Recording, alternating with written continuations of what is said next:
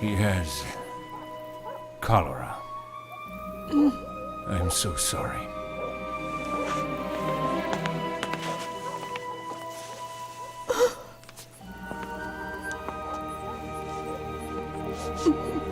Papa, Mama, listen to me. I had a dream about the future.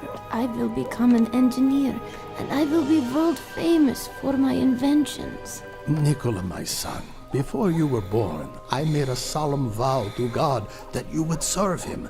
If he heals you, you will become a priest.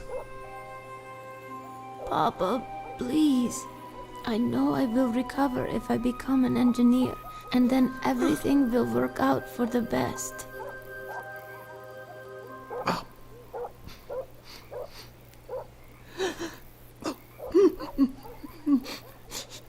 Oh God. Oh God, please forgive me. I beg of you, forgive me.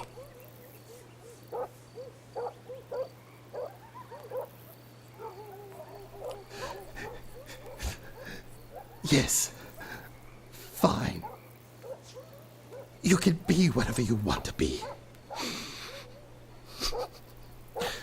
I give you my blessing.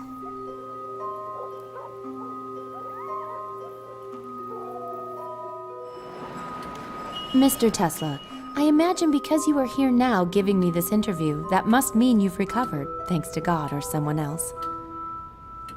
Yes, to the complete surprise of everyone in my village, I made a complete recovery in just a few days.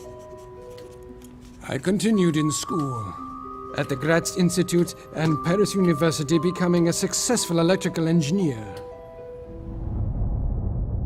The illness led me to discover abilities I never suspected I had. I started to have these clear visions.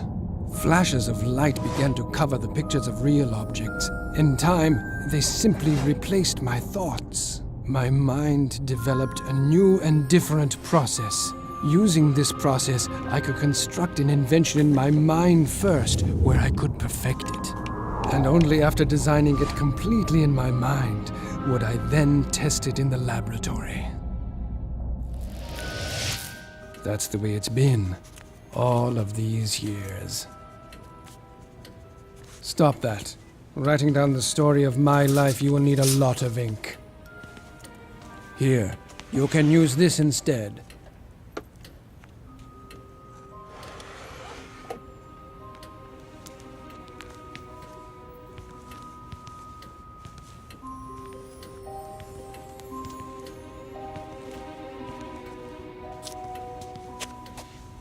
This is a device for recording sound.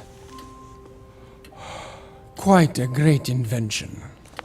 It was not me who invented it, no. It was that damned Edison. Say something. What should I say? Whatever.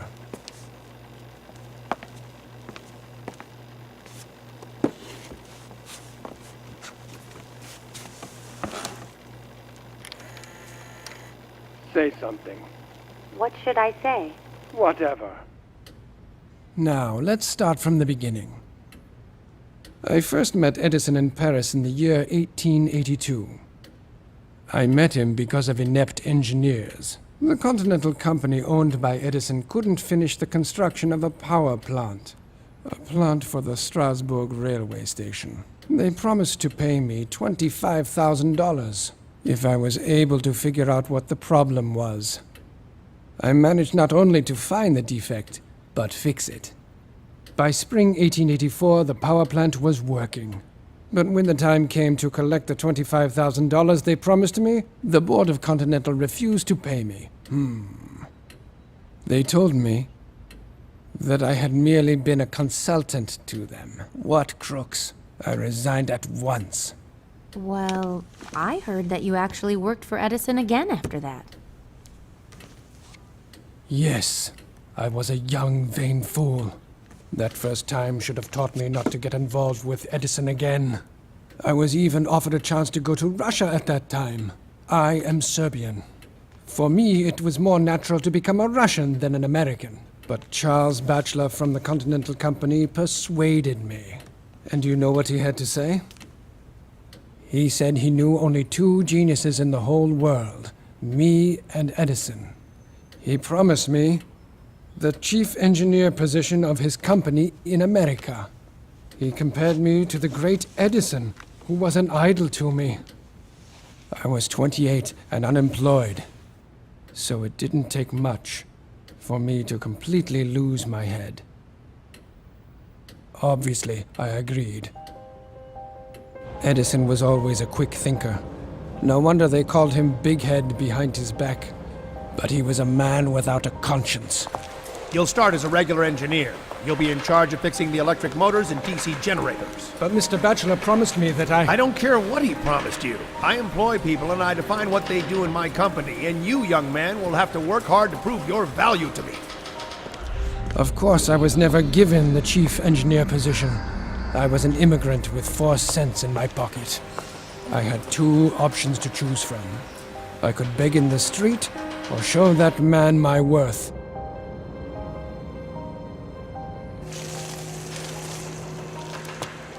I began to work like a man possessed. For 6 months, I worked myself to death repairing DC electric motors 18 to 20 hours a day. But the more I worked, the more I understood that direct current was not perfect at all.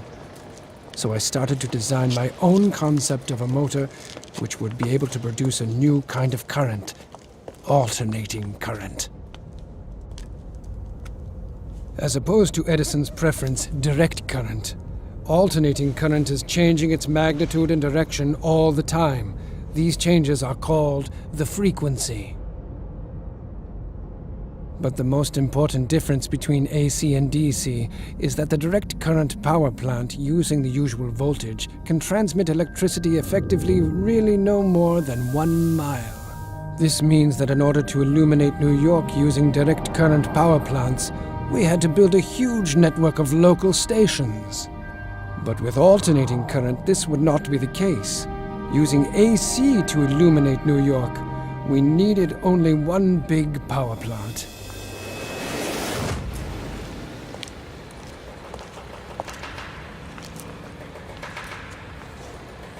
I have been told that you've been working double shifts. Why is that? Can't you keep up with your own job?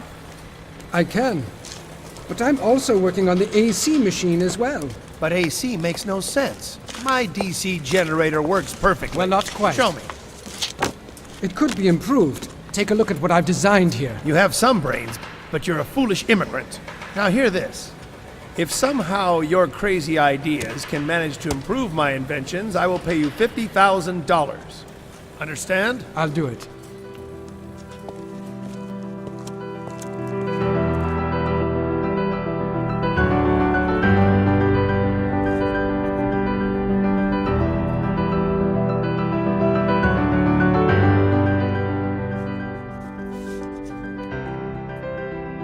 But I didn't give up on the idea of using direct current to generate power. I fully immersed myself into the work and soon was able to present Edison with not 1, but 24 different improved direct current motors. Here are all my drawings, sir.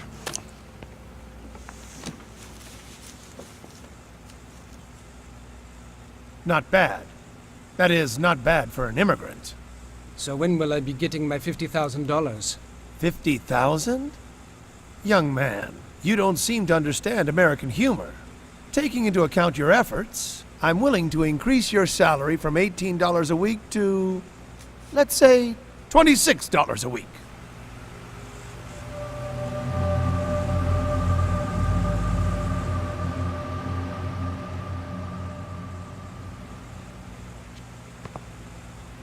Business by nature is filled with cheating. And there was nothing uniquely American in the fact that I was duped. But it was one thing to be deceived by the functionaries in Edison's office in Paris, but here, I quit immediately. I was forever disillusioned in the great American inventor Edison. 1, 2, 3, 4, 5, 6, 7, 8, 9, 10, 11, 12, 13, 14, 15, 16, 17... Fine. Care to join me? Thank you. I try to keep to a schedule.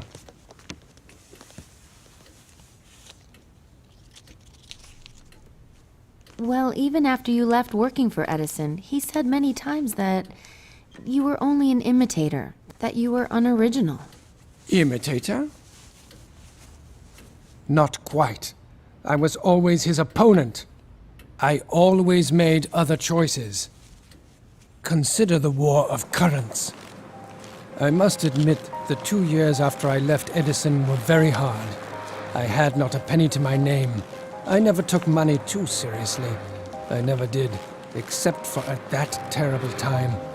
At that time, I worshipped every penny. My breakfast cost 4 cents. My dinner cost the same. And sleeping on a floor at night cost me 5 cents. This lasted for a year. In order to earn my living, I had to find part-time jobs. Day laborer, porter, digger of ditches. I lived for the moment. I had no money to think about tomorrow. When autumn came, I rented a single bed in a common room for 10 cents a night. What a luxury. Edison must have been gloating. But one day, everything started to change. My friend Brown introduced me to entrepreneurs who were interested in electricity, and they invested money in my talent. It was an amazing transformation. In one moment, I went from being a beggar to becoming co-owner and manager of a serious company dealing with the installation of new arc lamps in the streets. I thought it was ironic that I rented an office next to Edison's company.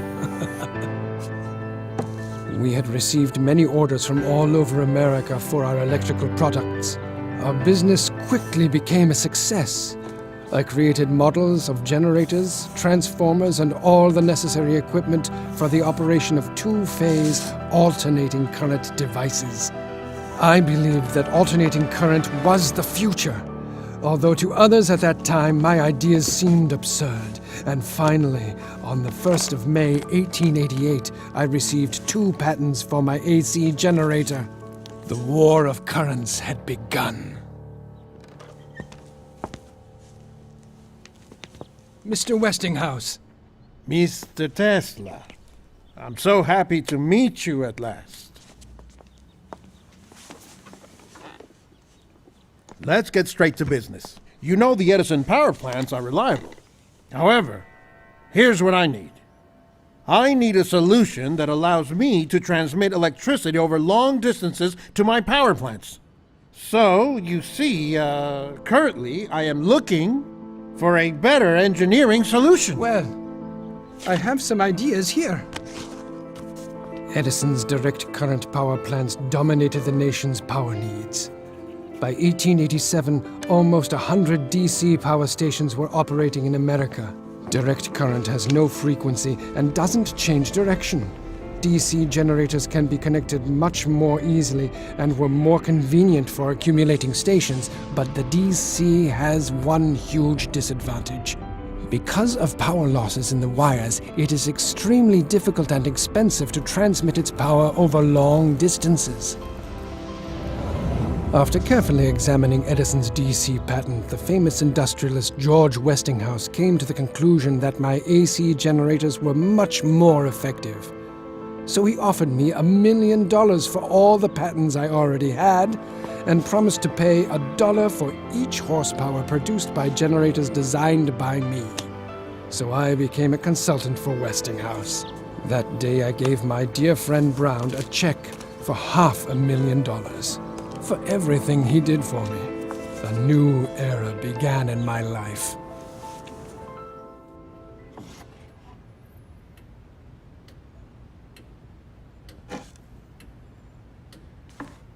Alternating current is perfect. It is so pure and beautiful.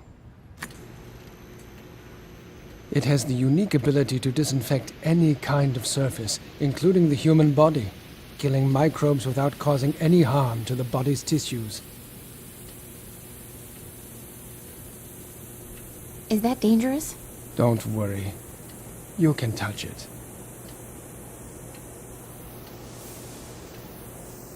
Go ahead.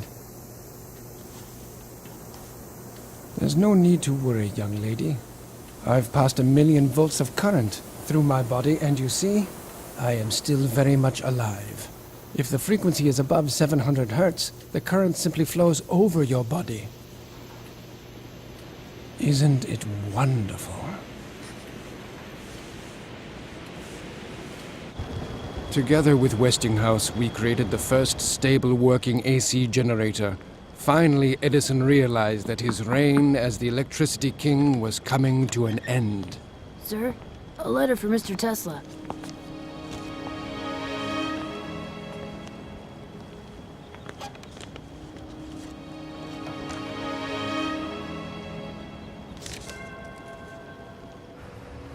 Edison immediately brought a lawsuit against us for infringement on his patents. But of course he lost, as all my inventions were authentic. It was after that that he started to play dirty.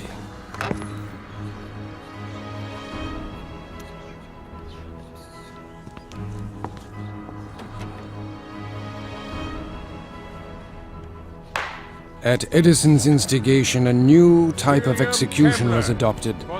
The electric chair. And of course it used my alternating current. Poor Westinghouse objected and even hired a lawyer for Kemmler, who was the first person in the world to be sentenced to death by electric chair. What a grisly way to die. Despite all Edison's attempts to discredit my inventions and tarnish my reputation, my alternating current became more and more widespread.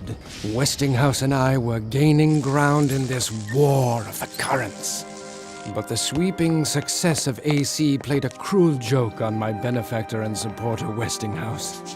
One day, his investors remembered about the agreement I had made with Westinghouse. He was obligated to pay me $1 for each horsepower generated by alternating current. By that time, there were so many AC generators, I would have received $12 million and been one of the richest men in the world. But the man who believed in me and in my alternating current would go bankrupt. So I tore up my contract with him. Westinghouse had to continue his fight for alternating current. That crazy Edison wouldn't leave us alone. He wanted to prove that our AC was worse than his DC so much that he filmed animals being brutally killed with alternating current and then showed these movies to the public. Yes, I remember in 1903, that poor elephant, Topsy. He electrocuted her to death. The soup is cold, and Edison lost anyway. In the end, you know what he did? He started producing his own AC power generators. And there have been no direct current stations built in 20 years. So, I won.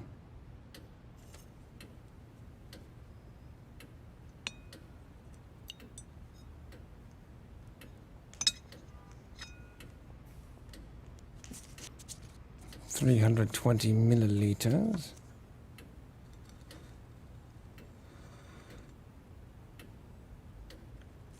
Plus or minus 15. Average of 2 by what are you doing? circumference. Well, it's a strange thing. But I can't really enjoy my meal if I don't know the exact amount of food which I'm going to eat.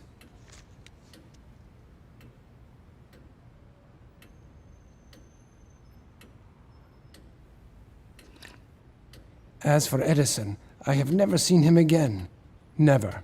Even after he burned my laboratory. You mean the fire on Fifth Avenue?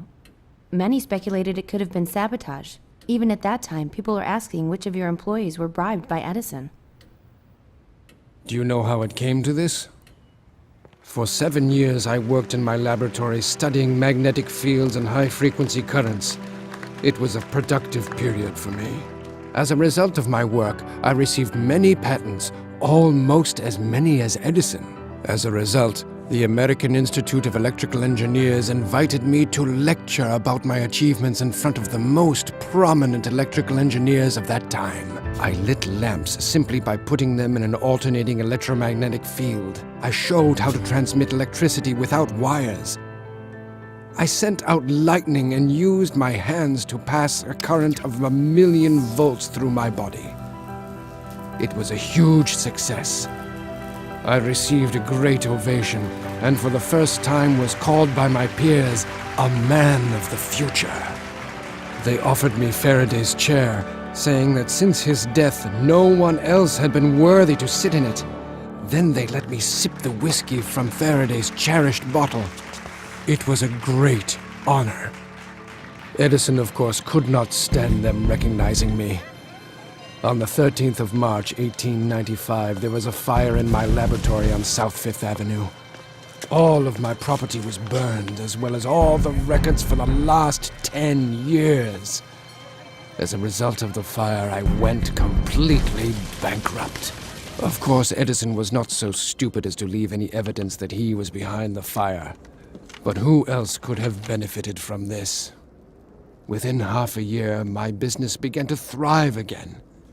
Instead of starting from the beginning to rebuild what I had created, I restored everything from memory.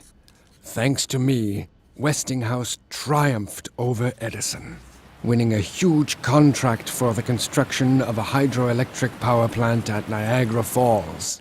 The newly formed company of Niagara Falls invested $100,000 in my research. With this money, I set up a great laboratory at 46 Houston Street, where I constructed a unique mechanical oscillator, which I used to do research on selective resonance.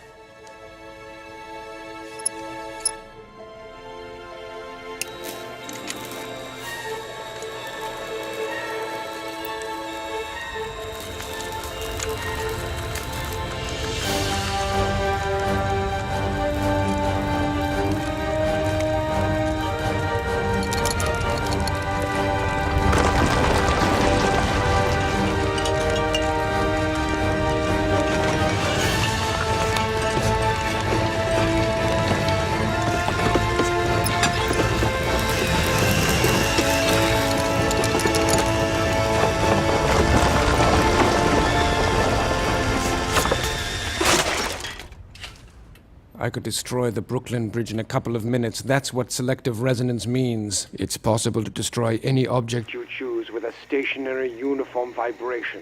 The whole block of buildings was almost demolished. I've read about an earthquake that occurred in New York in 1898. You're saying that you did it? Or perhaps it was just a coincidence.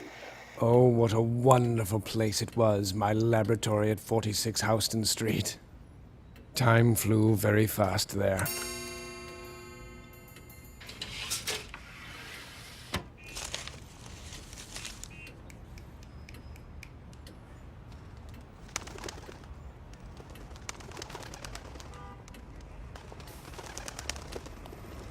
I envy the pigeons.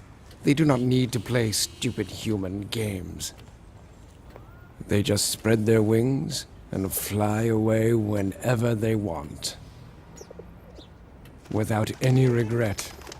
I don't like people. But I heard rumors about the elaborate parties which you used to organize. Yes, I threw...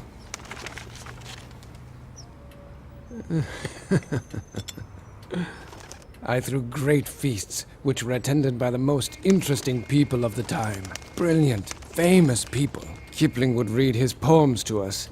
Mark Twain would make everyone laugh with his famous stories. Dvorak played piano.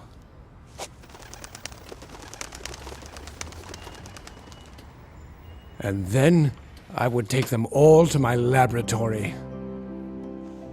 I showed various interesting experiments, and we talked about the future of science. Those evenings were unforgettable. I met most of these people thanks to my friendship with Robert Johnson, the chief editor of Century magazine, and his wife, Catherine.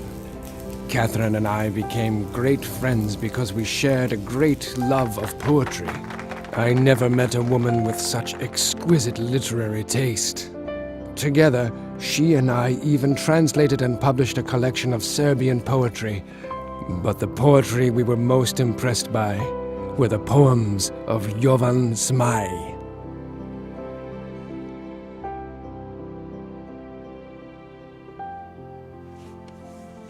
Honor can't be bought with gold, for an honest man can't be sold, since he needs it like the sun. The dishonest man would surely sell, but everyone knows quite well. As for honor, he has none. Yes, Robert was a dear friend of mine. And as for Catherine, oh, I loved her as much as a man can love a woman. And she loved me, but she was my good friend's wife. I've heard that once you saved Robert Johnson's life by persuading him to cancel a train trip, the train he would have been on crashed.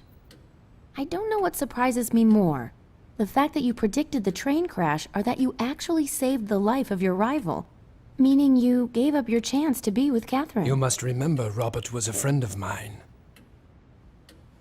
As for that train crash, knowing it would happen was not unusual for me. I could always foresee the future, but not everyone believed me. I begged my friend and patron, Colonel Astor, not to board the Titanic, but he didn't follow my advice. How sad. Or maybe it was just a coincidence. Speaking of him, I've heard that Colonel Astor, who was the owner of the Waldorf Astoria hotels, was the one who gave you $30,000 for your research in Colorado Springs. That is not quite true.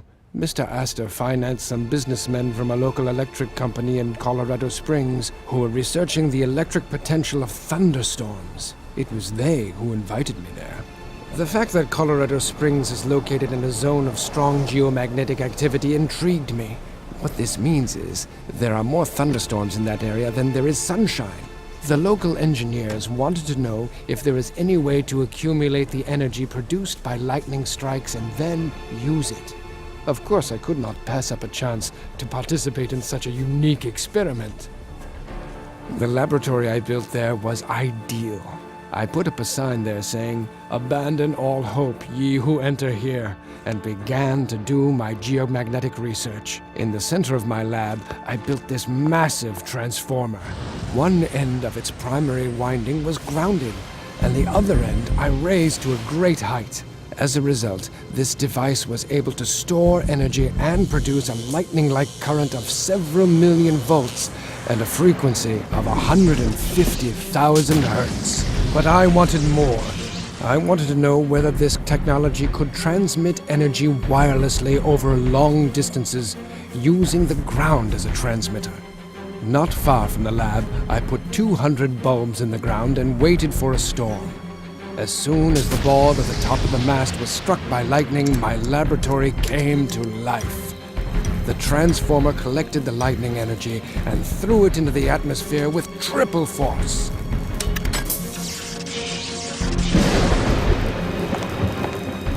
Try to imagine it. I had created man-made lightning that was 40 meters long. The energy flow covered the city. The entire city was literally saturated with electricity. I didn't expect such an effect, but my theories had been proven. I was able to transmit an electric charge wirelessly across the ground. 200 bulbs were lit at a 25-mile radius from the Tower Razam.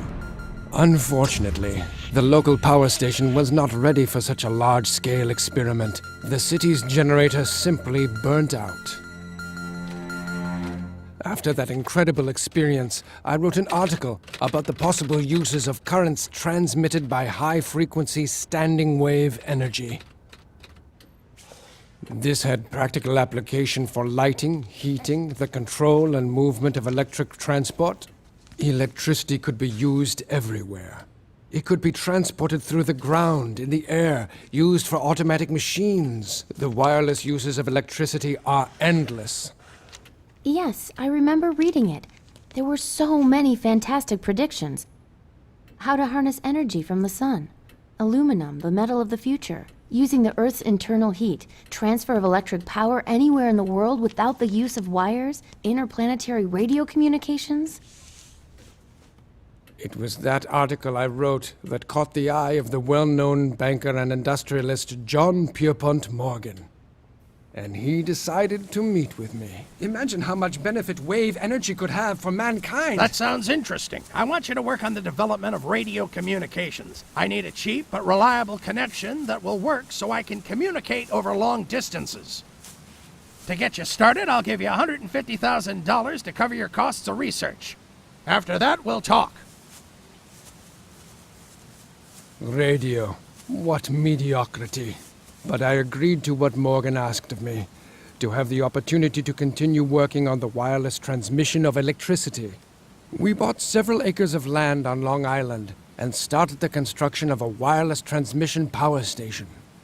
It was a 57-meter tower frame with a steel shaft that went deep into the ground. A huge copper hemisphere which worked as a powerful amplification transmitter was installed at the top of the huge structure. The idea for the project was to use the resonant buildup of the ionosphere. I was sure that I could accumulate the energy extracted from the air anywhere in the world and use that energy in any kind of form, as an explosion of thousands of bombs or a man-made aurora borealis. I lit the sky for thousands of miles. However, Morgan, that blind man, wasn't inspired. There's something I still don't get. How can we use your light show for the purpose of transmitting radio signals? I'll explain, sir. The real future use of this experiment is As you know, communicating by Marconi means... sent radio signals from England to Canada 5 years ago. I invested in you because I knew about your outstanding abilities.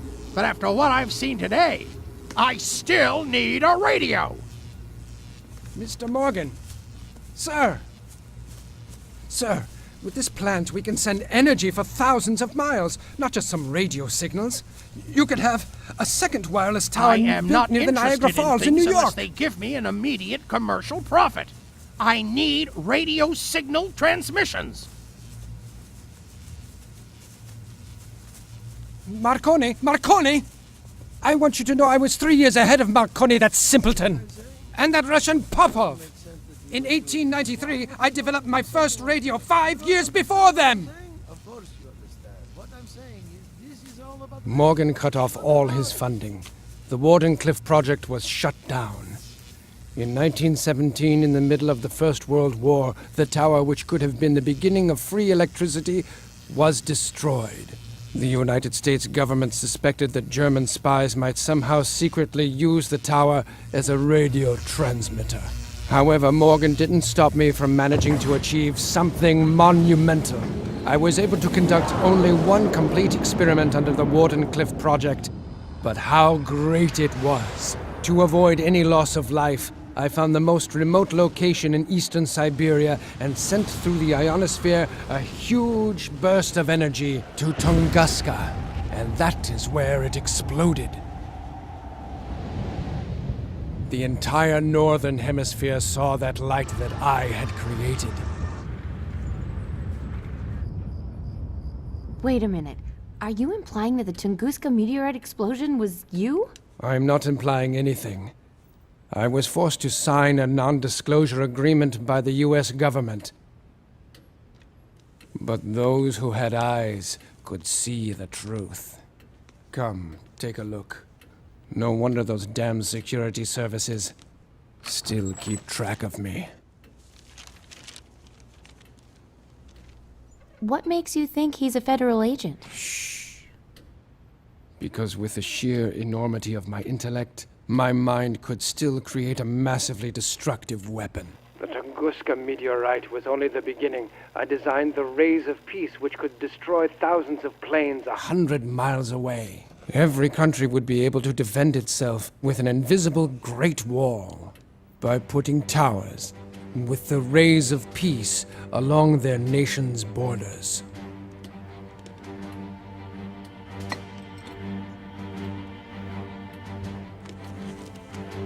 Of course, the military would give anything to get their hands on my rays of peace, so they could turn them into rays of death.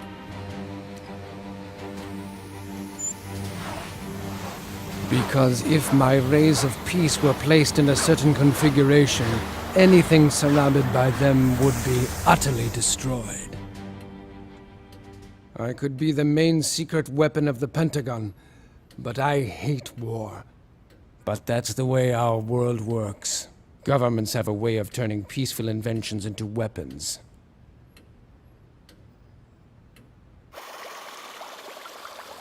I was the one who invented the ability to control ships and airplanes by radio frequency. I introduced the first radio-controlled ship in 1898 during the New York Electrical Exhibition. Once I had perfected this technology, I brought about the era of larger, more practical toys.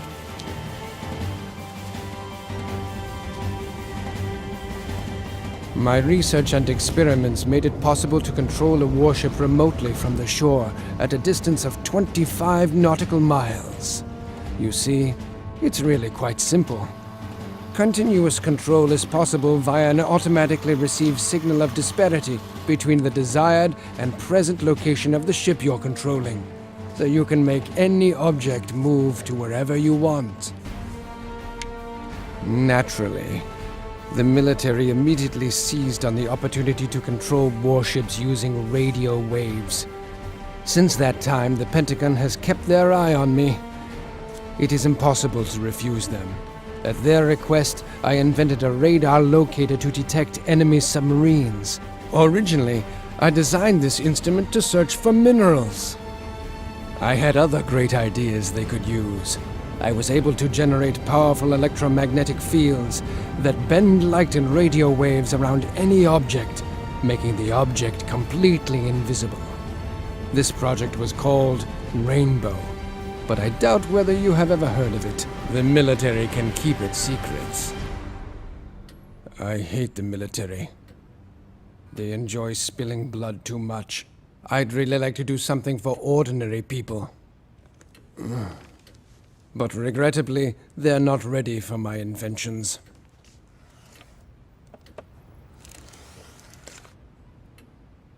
They're blind and stupid. Once I decided to prove to the general public that energy is present in the air, so I designed and assembled an 80-horsepower alternating current electric motor. Then I installed it in a new car, replacing the gasoline engine as its power source. My electric motor functioned flawlessly for an entire week without an additional power source. It also accelerated the car up to a speed of 150 kilometers per hour. But to my great surprise, none of the entrepreneurs or the public were interested in my invention. It was astounding. Was there really no one who would be interested in something that cannot be sold? Because people would never have to pay for energy from the air. At that time, a couple of newspapers published articles accusing me of having connections with the evil spirit. This deeply offended me. I took my motor and never again showed it to anyone. When I lie quiet in bed at ease, then let my time be done. If you fool me with flatteries, till my own self's a joy to me. If you snare me with luxury, let that be the last day I see. Goethe. Right. The scene where Faust sells his soul to Mephistopheles. So you have no connections to dark forces?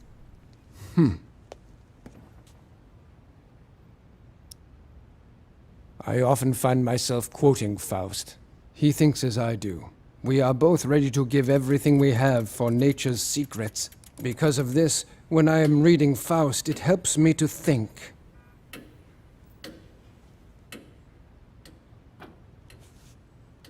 My greatest inventions were born while I was engrossed in poetry. In 1915, the Nobel Committee even wanted to give me the Nobel Prize in Physics, but I refused it. The reason? They wanted me to share it with Edison. I must admit, to his credit, Edison did the same. However, I couldn't refuse the gold medal of Edison given to me by the Institute of Engineers and Electrical Technicians, but the very sound of the name Edison annoyed me.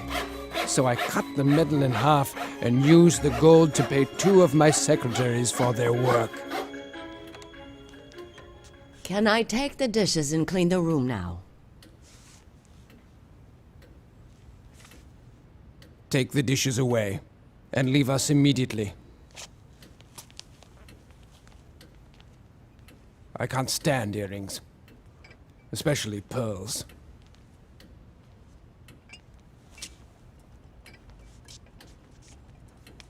Those earrings have fake pearls.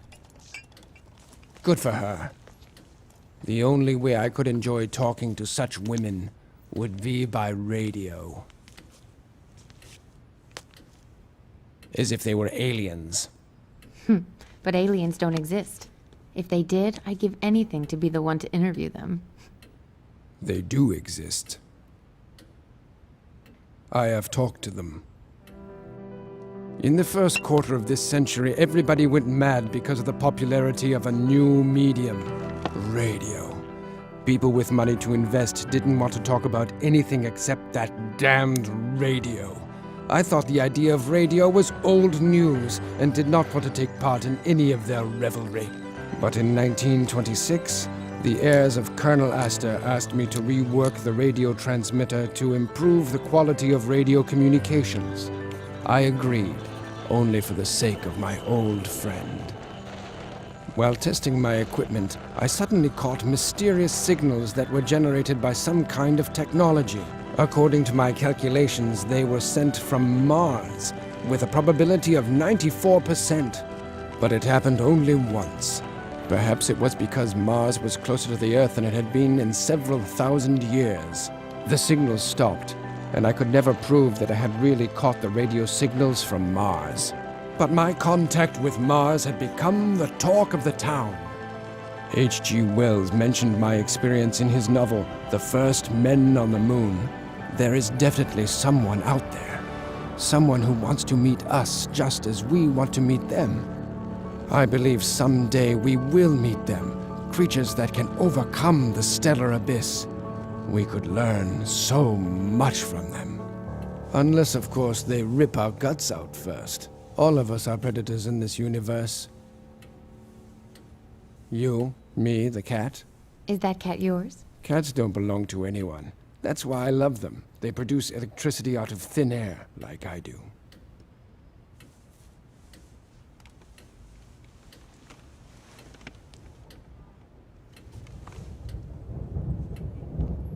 And like myself, cats have a free spirit.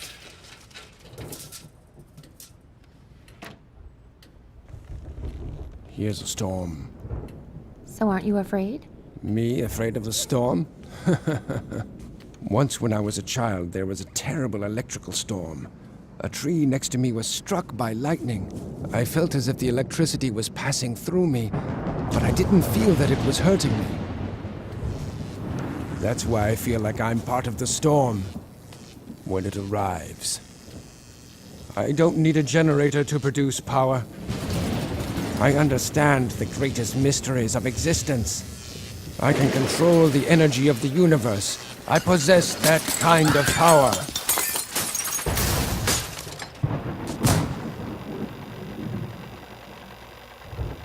Well, now I'm sure the hotel staff will come. And the bill will come to about $200. Excuse me, sir. Can you explain this mess you created? I'll pay for it. Clean it up later. Now get out. Luckily, poverty doesn't threaten me anymore.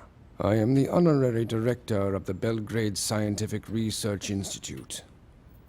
They give me a fixed salary. The motherland helps. As I told you, I can foresee the future, and I will now make a prediction. You'll see one day money will love me so much that my face will appear on banknotes. You mean your face would be on money? Like Franklin, Lincoln, and Washington? I know it will. We've spoken enough of this. Now tell me about the future. You promised. Of course. But you must comprehend that the future begins right now. It should be common knowledge that corporations are buying advanced inventions and then putting them under wraps in order to have a monopoly on technology in this world. In spite of that, these inventions will slowly make their way into our world. Electric motors will replace internal combustion engines. People will talk across great distances using personal radios. Electronic calculation devices will be carried in a suitcase. There will even be a unified information system throughout the world. It will be possible to send any information wirelessly anywhere. And energy too. Imagine this if you can.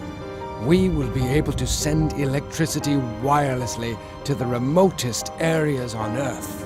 Another startling development will be the creation of artificial intelligence helping humans in their activities, but it will also be used as a weapon capable of manipulating people.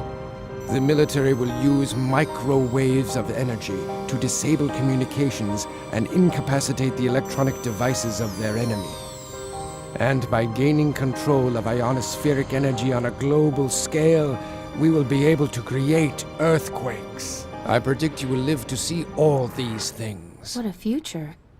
A terrible and great time is waiting for us. For you, but I won't see it. My time is short. I have only one more day on this earth. Tomorrow. You're the last. No more visits, talks, or women. Women? Eleanor Roosevelt, the First Lady. She invited herself to be my guest the day after tomorrow.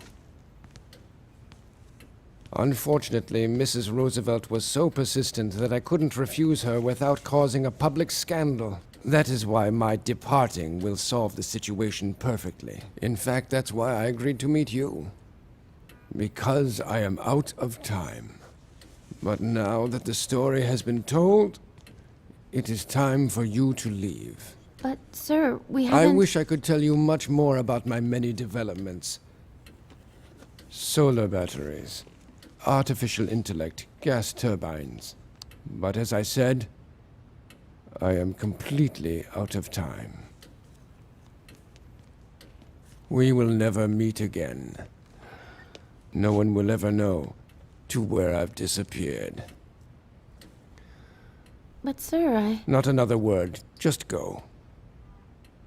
What a pity. You'll never have the opportunity to use all the things you heard from me.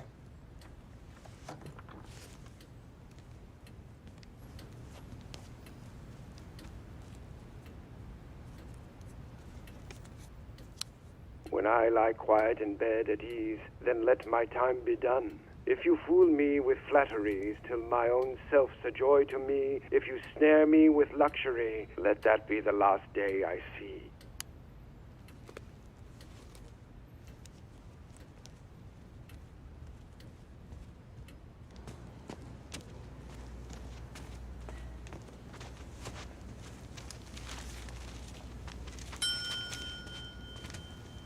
I'll take that tape recorder you have, please. What gives you the right to demand this of me? I'm protected by U.S. law under the Freedom of Information. Actually, that's not true, ma'am. Everything this man produces is considered property of the U.S. government and subject to seizure. So please, don't make things more complicated for yourself. Now I have a warning for you. If you tell anyone about this, you'll be imprisoned in Leavenworth the rest of your life. Understand, ma'am?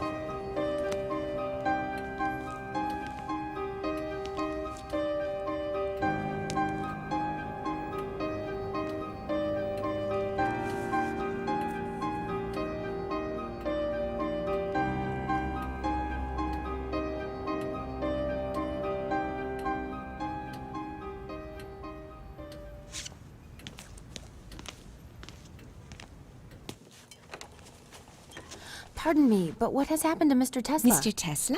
He lived here, in this room. No such person ever lived in that room.